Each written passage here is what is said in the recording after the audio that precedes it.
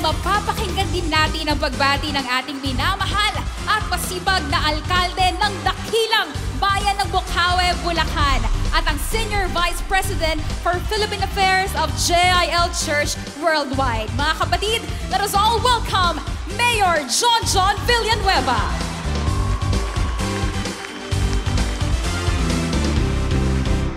Purihin po ang Panginoon. Happy, blessed, victorious 47th anniversary Jesus is Lord Church Worldwide. Purihin po ang Panginoon. 47 years ng katapatan ng Diyos sa ministeryong ito. Alam niyo ho, kanina nasa backstage ako, nakita ko yung ating monitor. Talaga hong sabi ko kay Pastor Romy, Pastor, kinikilabutan ako sa dami ng tao na dinala ng Diyos dito sa lugar na ito ng Luneta Grandstand. Purihin po ang Panginoon. Yan po ay hindi aksidente. Yan po ay himala at gawa ng ating dakilang Diyos na buhay na atin pong pinaglilingkuran. Kaya po manatili tayong matapat sa ating Panginoong Diyos, sa ating Panginoong Jesus. Alam ko po na kahit merong bagyo ng problema na ating sinasagupa ngayon, mananatili po tayong matatag, mananatili po tayong matibay dahil tayo po ay nakatindig sa katotohanan, sa katarungan at sa katwiran kasama ang ating Panginoong Hesukristo. Kaya po sa inyong lahat, patuloy po tayong manalangin, patuloy po tayong dumulog sa ating Panginoon. Tawagin po natin ang banal na Espiritu upang tayo ay kanyang gabayan at hindi po tayo magkamali ng mga desisyon sa buhay natin. Yan po ang aming ginagawa. Yan po ang ginagawa ng aming pamilya. At sa inyo pong lahat, gusto ko pong pasalamatan ang bawat isa sa inyo na patuloy pong nagdarasal para sa JIL Church, para sa aming pamilya, lalong-lalo na po sa ating minamahal na Senador Joel Villanueva. At gusto ko rin pong samantalahin ng pagkakataong ito na sabihin sa aking kapatid, Tol, ano man ang mangyari, hindi kita pababayaan, hindi kita iiwan. Dahil yan ang ginawang pagpapalaki sa atin ng ating mga magulang. As long as ikaw ay nasa tamang katwiran, huwag kang matakot. Kakampi natin ng Diyos at meron tayong JIL family.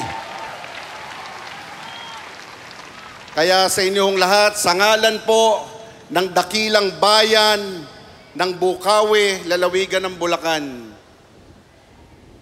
at sa ngalan po ng Liga ng mga Munisipalidad ng Pilipinas, Bulacan Chapter, kami po ay bumabati ng isang matagumpay, mapagpalang anibersaryo sa inyong lahat. Maraming salamat po. God bless you all. Mahal po namin kayo. Maraming salamat po, Mayor John Villanueva. Purihin po ang Lord sa ginagawa niya sa buhay ninyo at sa dakilang bayan ng Bocaue.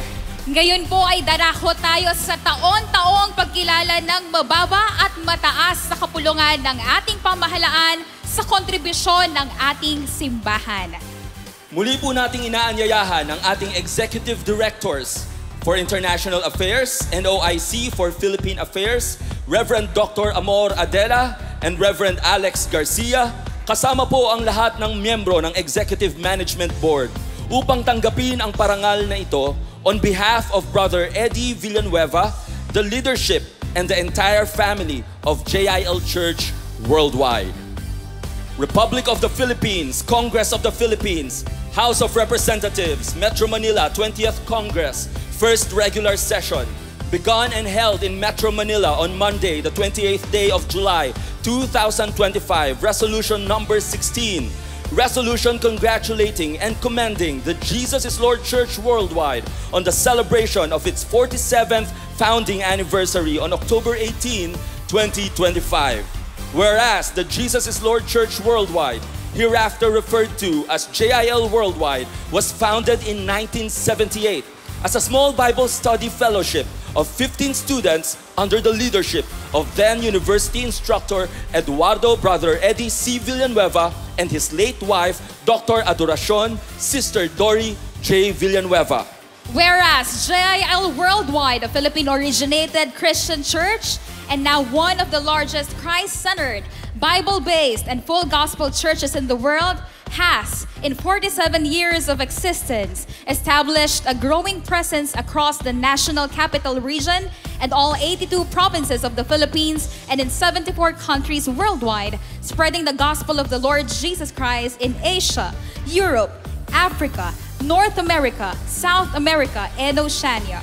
Whereas, guided by its mission to bring all peoples to the kingdom of the living God, regardless of race, status, belief, and religious affiliations, through the saving, healing, delivering, and transforming power of the Lord Jesus Christ, the JIL Worldwide has continued to harness every available platform, including television, radio, print, social media, live streaming, and various internet-based applications to proclaim the life-changing knowledge of Christ and lead people into a life of freedom and purpose in Him. Whereas JIL Worldwide's founder and spiritual director, Bishop Brother Eddie C. Villanueva, remains recognized both as a man of God and a statesman, whose untarnished track record as pastor and public servant embodies a message of hope and moral integrity, constantly reminding the nation of the apostolic blessing in Romans 15 verse 13.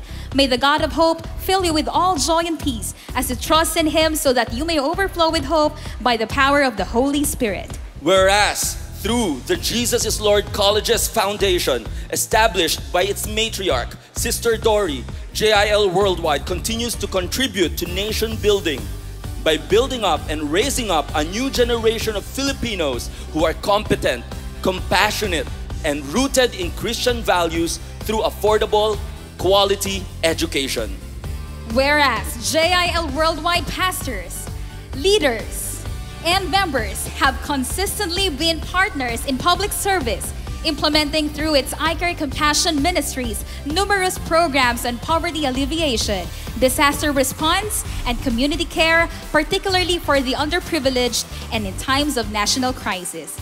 Whereas, through its global church network, JIL Worldwide provides crucial spiritual, emotional, and practical support to overseas Filipino workers or OFWs and other migrants, serving as a refuge of care and assistance in times of need. Whereas JIL Worldwide is acknowledged as a steadfast moral voice in the Philippine society, offering biblical counsel on matters of morality, spirituality, family values, and governance, and thus shielding the nation from spiritual and social decay while guiding it toward enlightenment and transformation.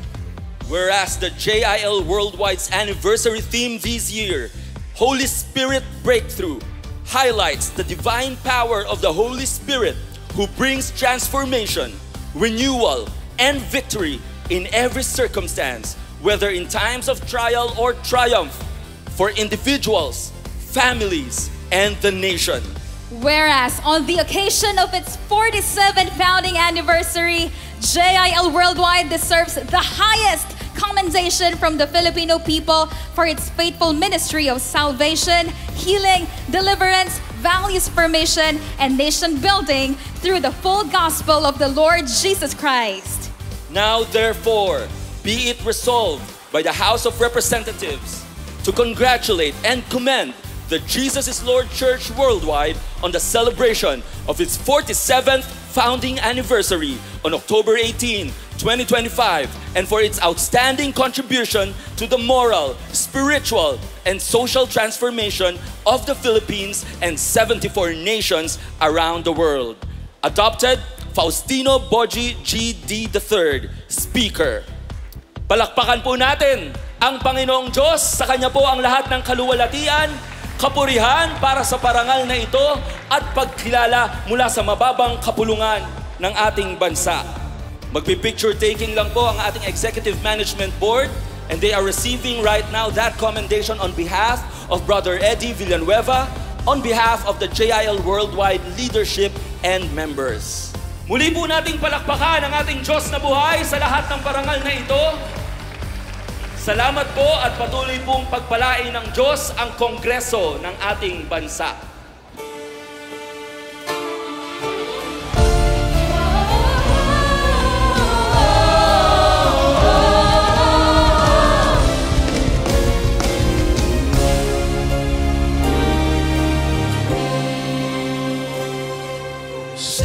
Ng hilaga, pinauli ng sanggol ang kanyang magulang napahamak sa lindol. Nang ating nakita, ano ang ating wika? Kawawa. At may isang mag-anak, wala nang tirahan, bahay nila'y natapunan ng abo ng bulkan. Mayroon ba tayong ginawa na tulong sa kapwa o bawat salita? Kung bawat isa sa atin ay magpakumbaba, ang lahat ay mananalangin sa Diyos na may awa.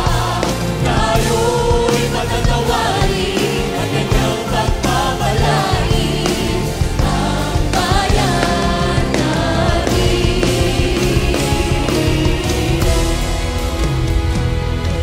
Doon sa bandang timog, bumubuhos ang ulan. May mga tunod sa bahang muntikan. Tanong ng marami sa nangyaring kay sakit. Bakit? Oh, bakit? Ating na bang naisip mga kasawian ay nangyari dahil sa ating kasalanan? Dapat tayong magsisi at ibigay ang sarili sa Diyos na nagsabi.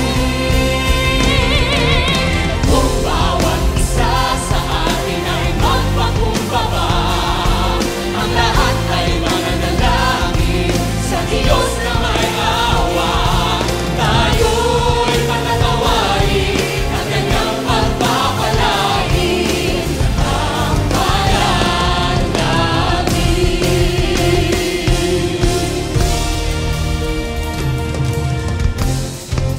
Kumusta na ang bayan ko? Perlas ng silanganan, nasa na ang dati mong kinang? Maaari po bang magtanong? Likas namang mayaman, bakit ginhaway ni maramdaman? Ano bang nangyari? Bayang magkilim. Nalimutan na bang ikaw ang lupang hinirang? Muling pag-alapin damdamin Pinoy.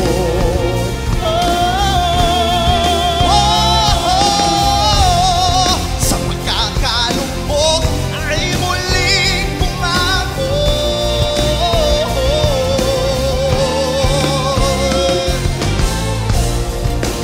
Tayo'y magsasama-sama, bago sarili bayan muna.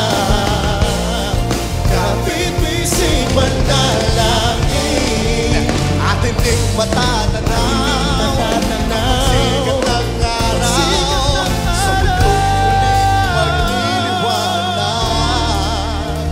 Oh, ang perlas ng silanganan. Saan nga ba patungo? Kanya-kanyang hangarin, walang-wala tayong mararating. Iba't ibang gumugulo, kaya naming sinasabi,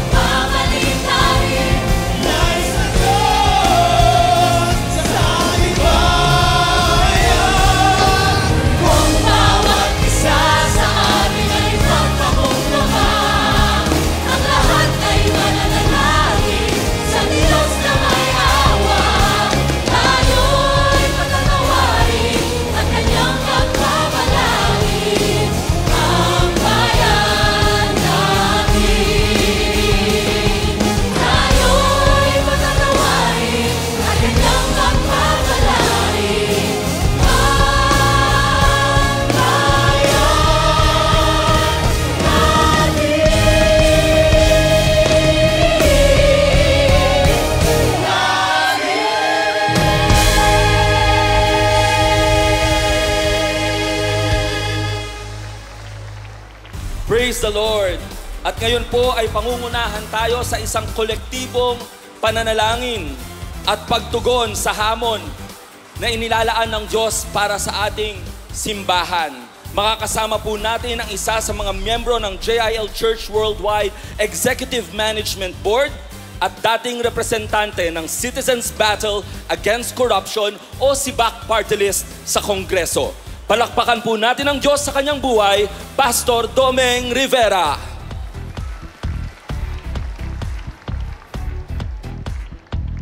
Magandang hapon po sa inyong lahat. Happy anniversary po, JIL! Ngayon po ay dadako po tayo sa Diyos at Bayan. Magkakaroon po tayo ng prophetic gesture. Pero bago po yon ay nais ko lamang po na basahin ang maiksing mensahe pong ito na amin pong nihanda. Ang sabi ho dito, mga kapatid sa Panginoon, mga kabalikat sa pananampalataya, sa oras po na ito, bilang tugon din sa mga hamon na atin pong kinakaharap at sa mga hamon po ng patuloy at pagnanais nating matapos ang pinagagawa ng ating Panginoon.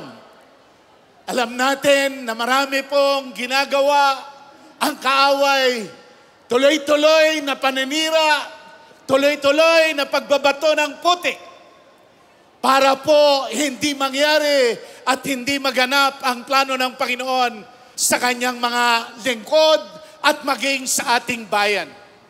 Alam po natin, ang mga nadidinig po natin ng mga nagdaang araw, patuloy po ang binabato na putik. Kung sino pa ang nagdadala ng liwanag at ng kaayusan, lalo na sa Kongreso, ay siyang binabato ng putik at ng mga kasinungalingan na pawang walang basihan. Pero tuloy ang laban. Itutuloy po natin kung ano ang ipinagagawa ng ating Panginoon. Kaya po dadako tayo sa isang prophetic gesture. Alam po natin ang kasaysayan. Ang JIL, mula pa noon hanggang ngayon, ay tuloy-tuloy na nagdadala ng liwanag at nagdadala ng kaligtasan sa maraming mamamayan, hindi lamang po sa Pilipinas, kung hindi sa buong mundo. Kaya po tayo ay dinala ng Panginoon sa 75 bansa, kasama po ang Pilipinas, na patuloy nating pinalalaganap ang liwanag, ang kaligtasan, at ang kalayaan, ang pagbabago ng buhay at pagpapala ng buhay na nanggagaling sa buhay na Diyos. Kaya po sa kabila ng mga pagsubok at kaguluhan sa ating lipunan, katiwalian, kawalan ng katarungan, kahirapan at pagkakawatak-watak ng mga mamamayan, nananatili tayong naninindigan na ang Diyos pa rin ang may hawak ng kinabukasan ng atin pong bansa. Bilang bahagi ng katawan ni Kristo at bilang mga JIL people na tinawag upang maging ilaw at asin ng sanglibutan, tayo ay may tungkulin na patuloy na manindigan para sa katotohanan, para sa integridad, para sa katwiran. Ngayon, sama-sama nating hilingin sa Panginoon na ibalik sa puso ng bawat pinuno sa pamahalaan ang integridad, ang pagiging tapat at totoo sa kanilang tungkulin. Ang pananagutan na may takot sa Diyos at malasakit sa kapwa. At higit sa lahat, ang matuwid na pamumuno na inuuna ang kalooban ng Diyos bago ang pansariling kapakanan. Nawa ay maging bansa tayong tunay na kumikilala sa Diyos sa bawat desisyon natin, sa bawat batas na ipinapasa natin, at sa puso ng bawat mamamayan. At nawa patuloy nating gamitin, patuloy tayong gamitin ng Diyos ang JIL Church bilang tinig ng katotohanan at daluyan ng pagbabago sa ating lipunan. Mga kapatid, ito ang panahon upang tayo patuloy na magkaisa, hindi sa ilalim ng anumang kulay o pangalan, kundi sa ilalim ng pangalan ng ating Panginoong Hesukristo. Sapagkat ang tunay na pagbabago ay nagsisimula sa puso ng bawat anak ng Diyos na nananalig na si Jesus ang Panginoon ng Pilipinas. Kaya ngayon, sama-sama tayong mananalangin upang ang integridad, pananagutan at matuwid na pamumuno ay maghari sa ating minamahal na bansa. At pangungunahan po tayo ng isa sa mga kinikilala rin po ng lingkod ng Diyos dito po sa ating bansa. Ang binabanggit ko po na mangunguna po sa atin sa panalangin ay walang iba kung hindi ang National President ng Philippines for Jesus Movement, board member ng Philippine Council of Evangelical Churches, walang iba kung hindi si Bishop Leo Alconga.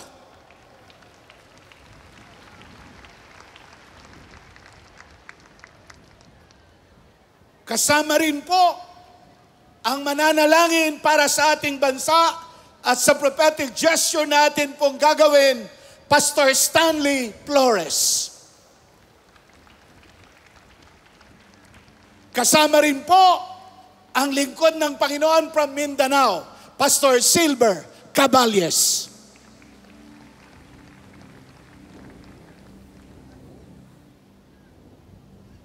Darako po tayo ngayon sa anointing of oil o prophetic gesture para sa atin pong bansa. The Spirit of the Sovereign Lord is upon me, for the Lord has anointed me to bring good news to the poor.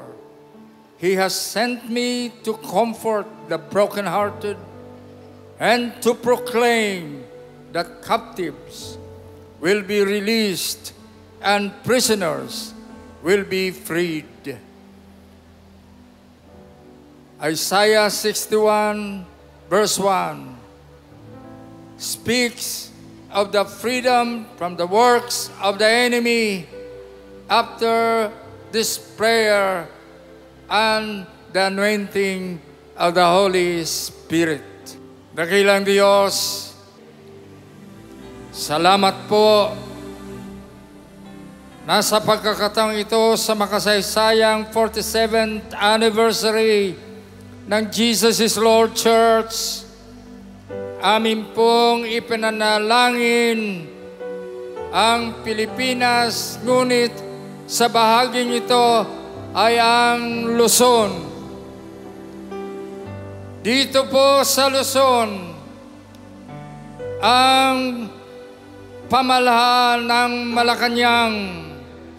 Dito po sa Luzon, ang pamahalaan ng pangunguna ng Senado, ng Kongreso, ganon din ng LGUs, mga headquarters ng Armed Forces of the Philippines, ng National Police, at ang iba pang departamento dito po sa Luzon. At ang Supreme Court ay dito rin po sa Luzon. Ipinapanalangin namin by thy power and authority that you will manifest and demonstrate thy power and authority in each of these departments who rules the entire Philippines. Bisitahin niyo po sila, Panginoon. Ipadama mo po ang iyong kapangyarihan.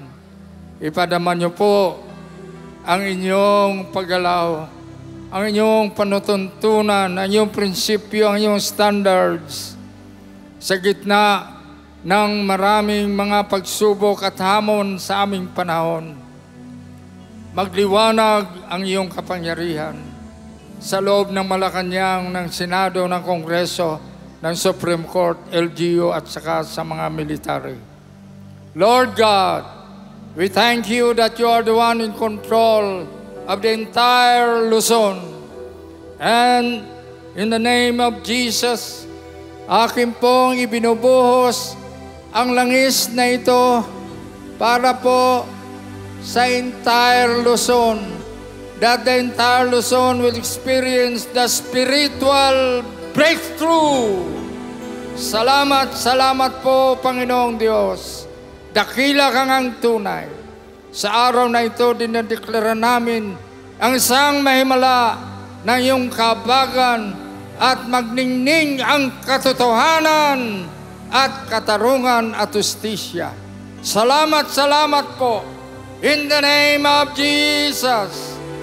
Amen and amen. Amen and amen. And your ancient ruins shall be rebuilt, and you shall raise up the foundations of many generations. You shall be called the repairer of the breach, the restorer of the streets to dwell in. Isaiah 58 verse 12. Today, Lord God, we lift up to you Visayas. Visayas is known to be the heart of the nation. And today, the heart of the nation has been shaken last September 30 with a 6.9 earthquake in Bogo, Cebu.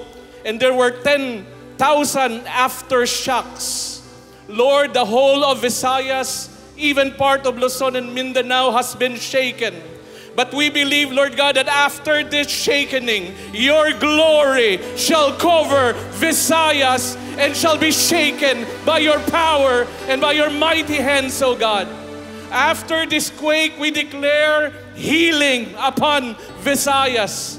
That although we are divided because we are an island region, we pray that we will be more united to help one another and to help our nation. And from Visayas, Lord, we declare according to your words that has been written and spoken today, O God, we declare that indeed Visayas shall be repairers of broken walls and even broken lives in the name of Jesus. Today we stretch forth our hands upon this map, especially on Visayas, and we declare that indeed healing shall flow upon the regions 6, 7, and 8 for your glory, for your honor, and for your praise. And right now we declare Visayas receive the anointing of the Holy Spirit and never be the same again in Jesus' mighty holy name.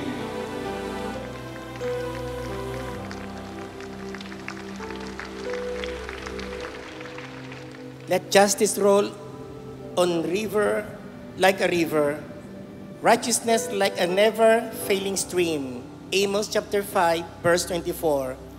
Righteousness exalts a nation, but sin condemns any people. Proverbs 14, verse 34. Ama naming Diyos na nasa langit, kami pong mga taga Mindanao ay lumalapit sa iyo.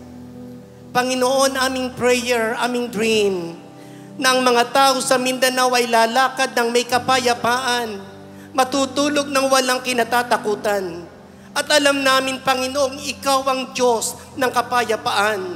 Ama naming Diyos na sumasalangit, ibuhos mo ang iyong kapangyarihan sa buong island ng Mindanao. Mawala ang awayan, mawala ang digmaan, mawala ang kapahamakan sa pangalan ni Jesus. Lord, dalangin po namin ng John chapter 15, John chapter 17, ang iyong prayer that they may be one. Nananalangin po kami, Panginoon, para sa Mindanao na maalis ang alitan, maalis ang kapahamakan, maalis ang awayan, maalis ang conflict sa Mindanao at maghari ang pag-ibig na nanggagaling sa iyo. Lord, kitang-kita mo, Panginoon, ang Mindanao. Nakikita mo, Panginoon, ang napakaraming kabataang napapahamak, napakaraming family ang nasasaktan, napakaraming kabataan ang hindi nakakapag-aral. Kayang-kaya mong i-bless, kayang-kaya mong pagpalain ang whole Mindanao. At kami po'y nagdi-declare, Jesus is Lord all over Mindanao. Lord, nakikita po namin ang revival spiritual, revival physical, revival financial sa whole island ng Mindanao. Marami pong salamat. Dinideclare namin, Jesus is Lord all over Mindanao. In Jesus' name. Hallelujah.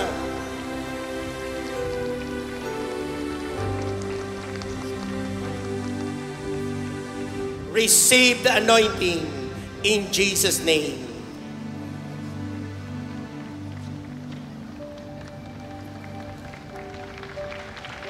Palakpakan po natin ang ating Panginoon. Indeed, Jesus is Lord. Over Luzon, over Visayas, over Mindanao, and all over the Philippines. Sa bahaging ito ng ating programa, atin pong pahahalagahan ang isa sa ating mga JIL Declaration of Faith.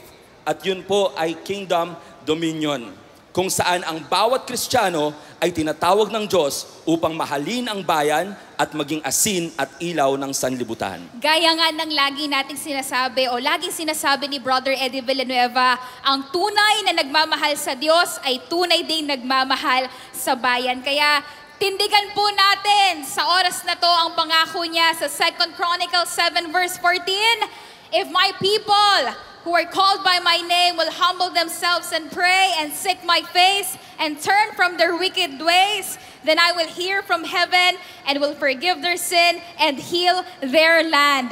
Ito rin ang sinasabi sa awit 33:12, mapalad ang bansang ang Diyos ay ang Panginoon, ang bayang kanyang pinili, upang maging kanyang pag-aari. Pwede po bang palakpakan lang natin ang Diyos na nagmamahal hindi lang sa atin? Mahal din po ng Diyos ang bansang Pilipinas. Sa oras na ito, makakarinig po tayo ng isang espesyal na mensahe. Alam mo, Kat, maraming mga tao naglilingkod sa ating bayan, naglilingkod sa ating lipunan, pero bihirang-bihirang makakita tayo ng mga tunay at dalisay ang puso. Kaya naman ho, kasama natin ngayong gabi, our kuya, a Christian leader and a veteran lawmaker with over 32 years of dedicated service to the nation. Hindi po natin siya bisita. May tuturin po natin siyang kapamilya bilang ating kuya. Guided by his core principles, honor God, build communities, and transform the nation. He continues to advance legislation to reform education, healthcare, livelihood, and the overall well-being of our country for the present and future generations. He remains steadfast in his vision of a transformed Philippines through faith-based and values-oriented leadership centered on the Lord and grounded in His Word. In the face of corruption and crisis, he believes that the path to healing and transformation begins with repentance. As a nation, as cities, and as individuals. Let us warmly welcome, brothers and sisters, let's give him a JIL genuine God bless you welcome, our beloved Senator, Alan Peter Cayetano.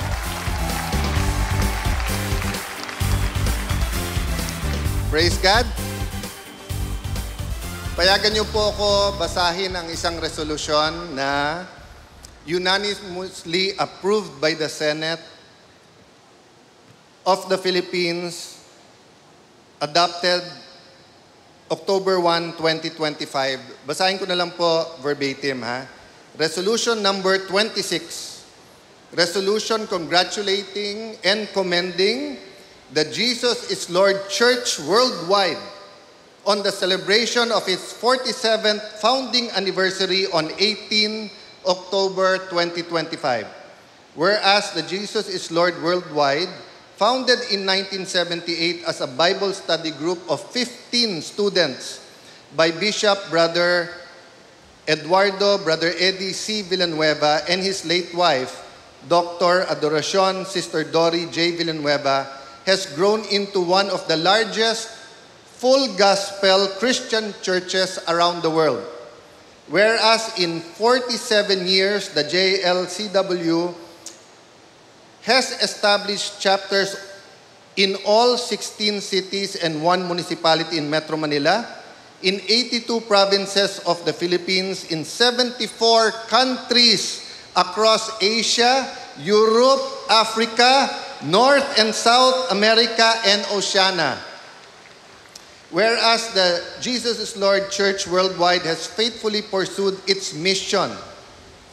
Take note po doon po sa medyo nagdadamdam ngayon or medyo nakri-criticize sa pagiging JIL. Take note of these words. Whereas JILCW has faithfully, pakisabi sa katabi mo, faithfully.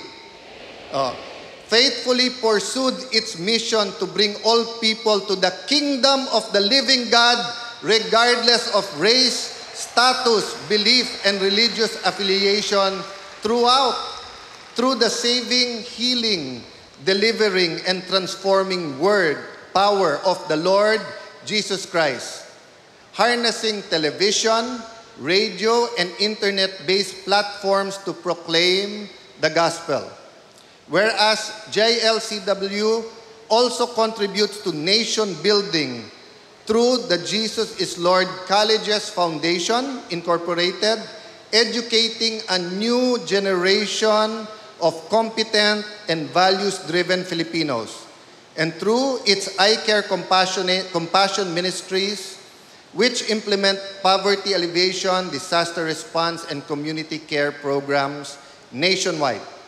Whereas its global network provides spiritual, emotional, and practical support to the countless overseas Filipino workers and migrants serving as a refuge of care and assistance in times of need.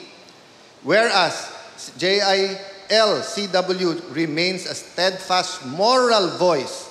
Pakisabi po niyan, ang Jesus is Lord Church Worldwide is a moral voice in Philippine society. Pakisabi sa katabi mo, moral voice.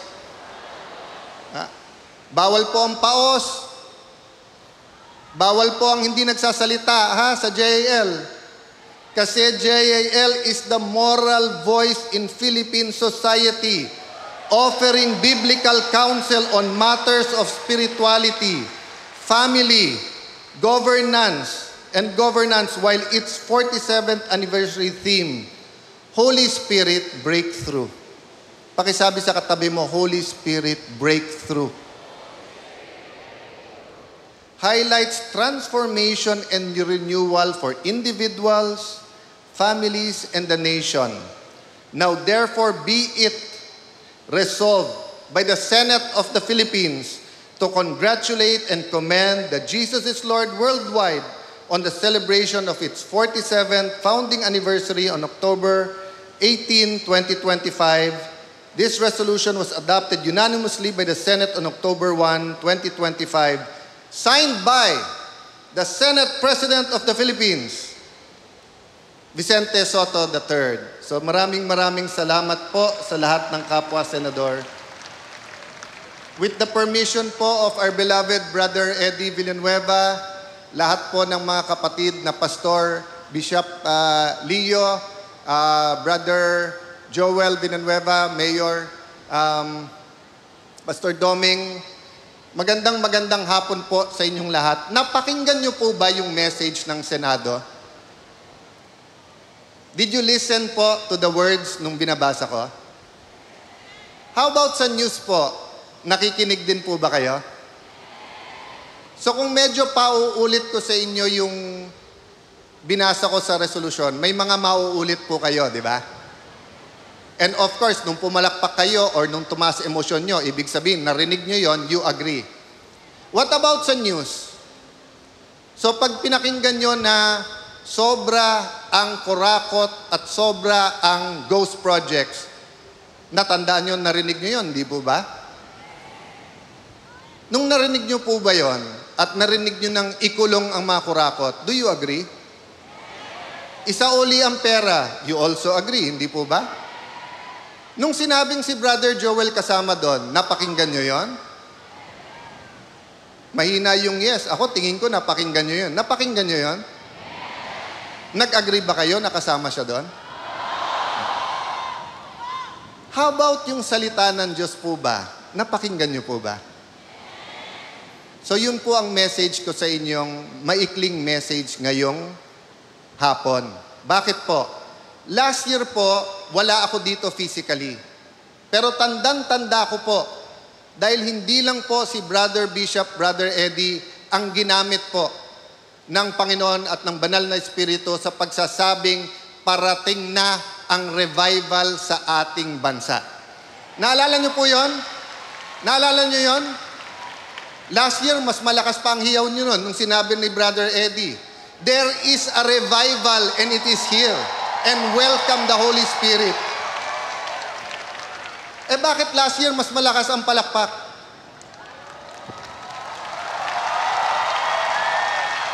Alam niyo po bakit? Kasi this year, inatake si Brother Joel, and because si Brother Joel ay bahagi at nasa pundasyon din ng JL dahil sa kanyang youth ministries at ministry po sa church, inaatake din po ang JL. Hindi nyo ba nababasa sa Facebook, oy mga JL, gumising kayo. Oy JL, simbahan ba kayo? Bakit kayo involved sa korupsyon? Kaya siguro meron pong ilan na wala dito ngayon. Ilan lang naman. Dahil tingin ko, mas marami kayo this year than last year.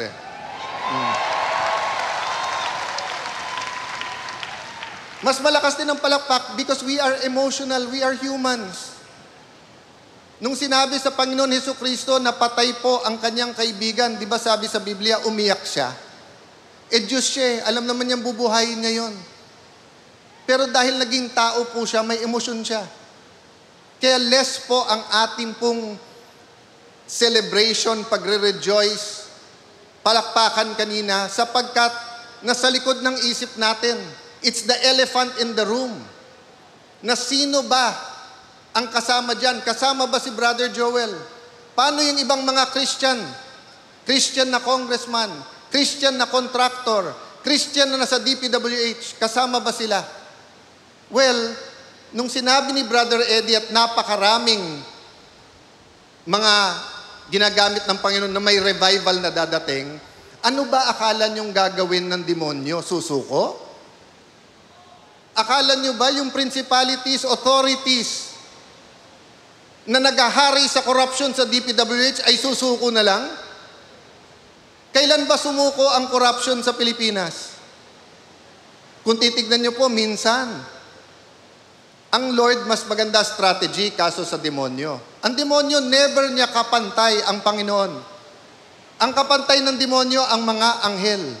Kasi anghel din siya na binanish siya, hindi ba? Pero hindi niya kapantay ang Panginoon. Pero tao na ginagamit ng Panginoon, minsan mahina tayo sa strategy. So ano ang strategy po ng demonyo sa mga panahon na ito? Ang revival po, ang kasama niyan ay repentance. Individual, community, corporate repentance. Di naman po kailangan lahat mag-repent. In terms of corporate repentance, tignan niyo po nakalagay sa Bible, if my people, hindi sinabi po ng Panginoon, if Luzon, Visayas, Mindanao, if 110 million people repent, I will heal your land. Hindi po. Ang nakalagay doon, if my people. So anong ibig sabihin nun? Pag-aaway-awayin tayo ng demonyo. Ang una niyang titirahin mga Kristiyano. Dahil alam ng Kristiyano, hindi lang tao ang kalaban natin. Meron principalities, meron authorities, meron pong kings, may spiritual warfare dito mga kapatid. Kaya ako tinanong, nakikinig ba kayo sa news? Nakikinig ba kayo sa radyo? Nanonood ba kayo ng TV? Nagbabasa kayo ng Facebook? Kasi sa mga panahon po ngayon, kung sila pakikinggan natin, talo na tayo. Pero kung salita ng Diyos ang ating papakinggan, nakikita mo na, bawat bira sa JL ang natutumba yung demonyo. It's your choice, mga kapatid. Hindi titigil ang bira sa inyo. Hindi titigil ang bira. After magsalita ni Joel ngayon, magpapalakpakan tayo. Pero maniwala kayo, lalong lalakas ang bira sa kanya. Bakit? Balakid siya sa gusto ng demonyo. Gusto ng demonyo, kahirapan, corruption, abortion, divorce, sugal. Hindi lang ngayon sugal na physical, online. Nagpa-survey po ako. 88 to 92% ayaw na ng sugal na online. Anong problema? Natabunan na ng corruption eh. Oh, wala bang corruption sa BIR? Wala bang corruption sa customs? Wala bang corruption sa kahit saan natin tingnan sa bansa? Malilinis ba yan pag flood control lang? Hindi po. Kaya yung galit po natin, kung political ang problema, political ang solusyon. Pero mga kapatid, ano problema? Spiritual o political? Kung hindi tayo naniniwala sa Diyos, at naniniwala tayo tao lang yan, madaling isolve to. Pero kung naniniwala tayo may mga spirito sa likod nito, and this is part of the spiritual battle, then, mga kapatid, pumalakpak tayo sa revival pero humanda tayo sa gera. Pero may sikreto po ako para sa inyo. Sabi ng Panginoon, panalo na tayo eh. Nagbibilang na lang ng oras ang demonyo. Ang Pilipinas po ay will be renewed. The Filipino heart will be revived. Churches will be reformed. Ang question lang is when. Until we bind together as a body of Christ, as a Christian community. So mga kapatid, in congratulating you sa inyong anniversary, medyo mahirap itong taon na to. Pero alam niyo po, excited ako next year. Kasi sabi sa Bible, there's a season for everything. Etong season na to may panggigiba. Unfortunately, hindi lang yung demonyo nagigiba. Good people nagigiba ngayon. But it's only a season. And next anniversary po, I'd like to be here with you because I'd like to see 100% rejoicing because the revival is sweeping our nation. Magandang hapon sa inyo. God bless you more and more and more. Maraming salamat, Senator Alan Cayetano at sa Senado ng Pilipinas. Kayo po muna ay manatili po sa atin pong stage dahil kayo po ay sasamahan ng ating Executive Management Board. 3, 2, 1...